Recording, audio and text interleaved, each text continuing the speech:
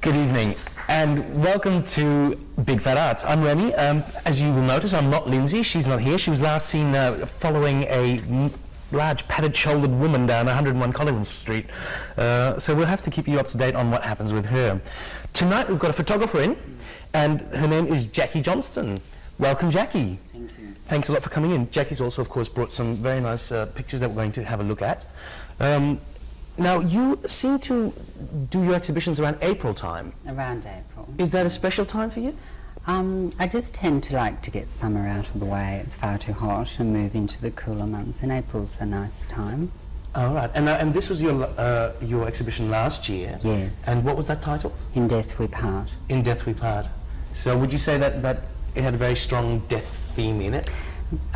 Yes, but on the sense that I was trying to express people's losses, not just about people dying, people's losses, the loss of loved ones, loss of dreams, lots of hopes, and so on.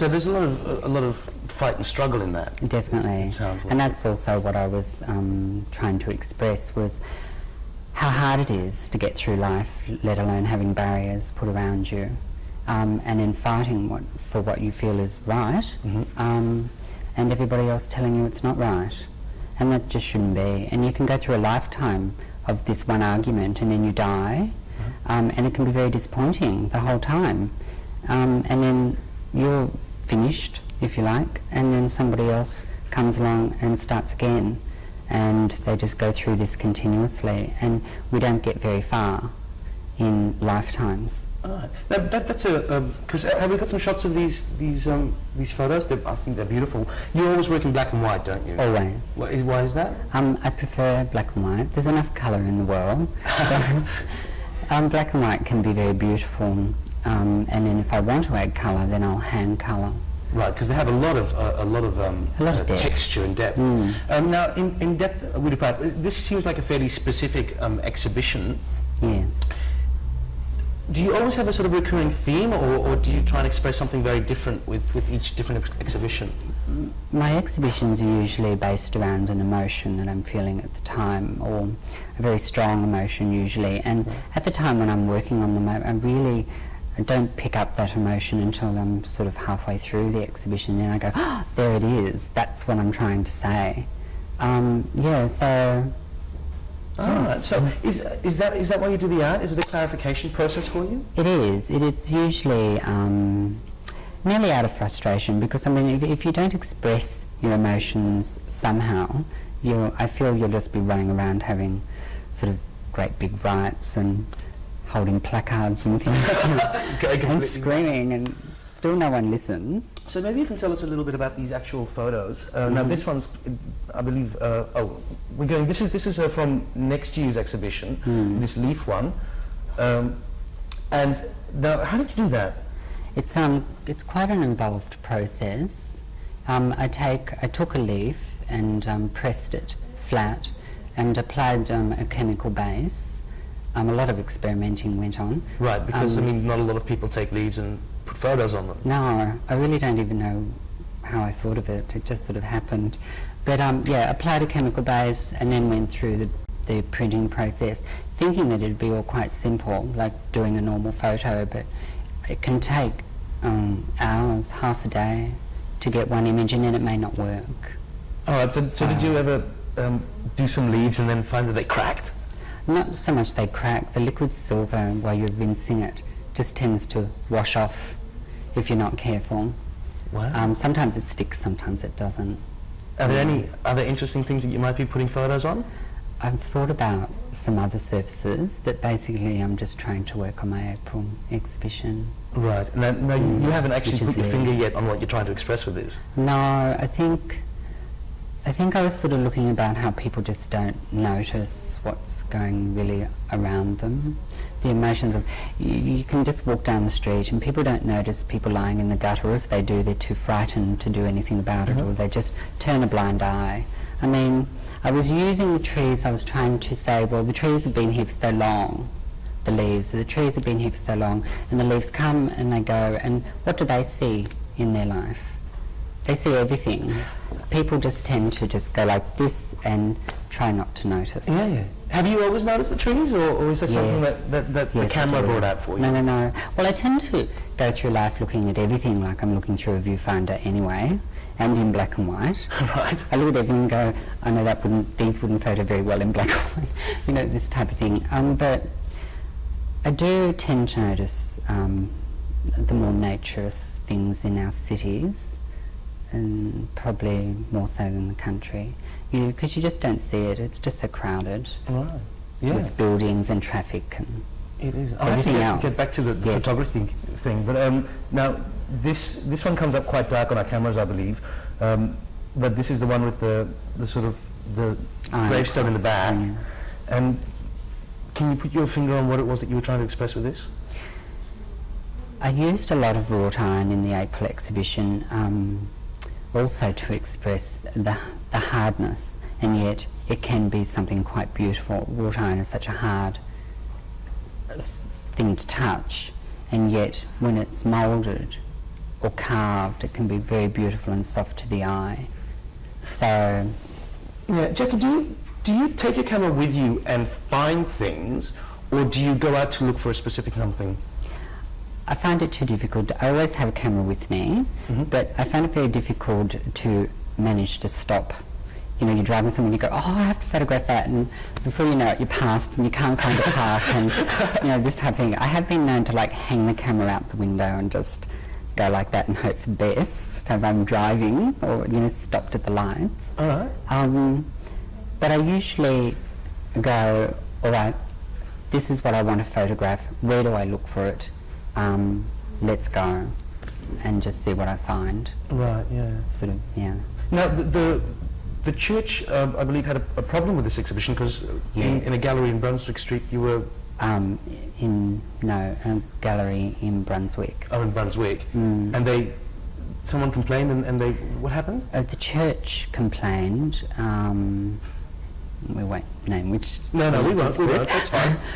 A religious group complained, and also a lot of the older ethnic people in sort of that district were complaining, and I really couldn't understand why. I think they weren't really seeing where I was coming from. They were seeing the image in the centre, which really the exhibition wasn't about the image in the centre. That was just a very small part of the exhibition. It wasn't the whole exhibition. It wasn't you go and you look at the picture in the centre of the frame.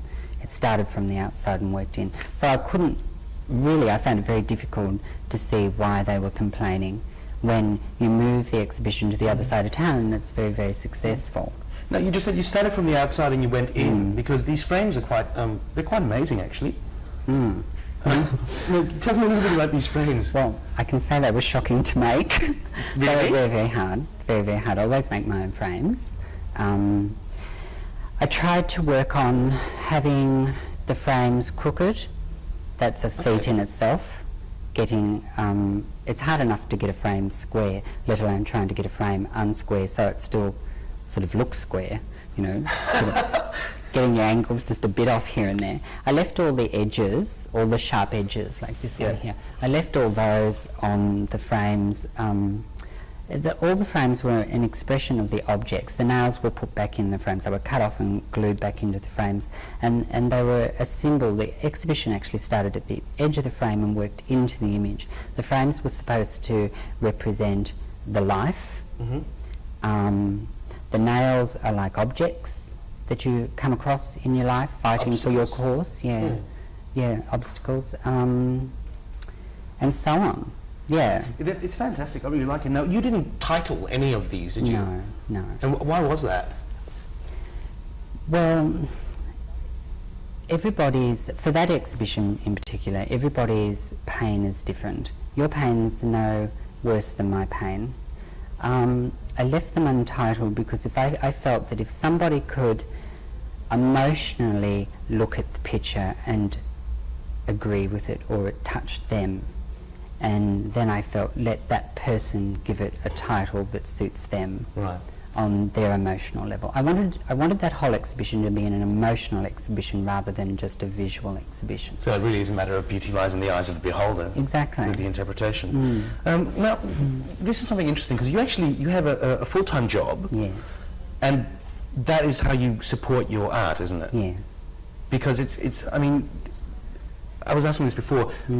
Why did you choose to not try and live from your art? I don't look poor. I have no intentions of being a struggling artist. I think it's hard enough to be an artist, let alone battling where your next meal's going to come from, or who's going to pay your rent or your mortgage or whatever. And then you just look at they're just basic living standards. Who can afford them, let alone when you don't have a proper income? Right. Then being an artist on top of that, to be an artist, it's very expensive. It really is expensive. It is, because photography, I mean, film is expensive. Just the paper I used to frame those in was $18 a sheet.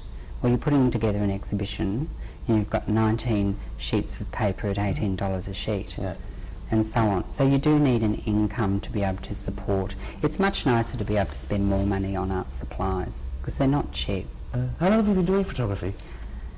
Oh, professionally, I suppose, like a great interest, 5 years, but I always had a camera. Right. And I always took my camera everywhere and took snaps. And you taught yourself, didn't you? Yes, yes. And so what was process? Sorry? The full process. Right. From taking the photos to developing the negatives to printing the images. Yeah. And what was it about photography that pulled you so much as opposed to painting or anything else? I'm a very visual person. I do paint. I find it difficult to express myself with a paintbrush or charcoal. I find it much easier to be able to look through a viewfinder and actually you see the whole bigger picture in front of you, and yet I can look at that bigger picture and just pick out some minute thing that someone may not notice that has a feeling to it. And then I take that and use it. That's good. Now, if it's coming up to next April and you're doing your next exhibition, where can people look for that? At the Fire Station Print Workshop. The Fire Station Print Workshop. Okay, you always exhibit there, yeah? Yes, every year. Great. Jacqui, thank you very much for coming in. It's been a joy to talk to you. And we'll see you guys again next week. And thank you very much for watching Big Fat Arts. And we'll keep you up to date where Lindsay is. Thank you very much, Jacqui. Thank you. Bye-bye.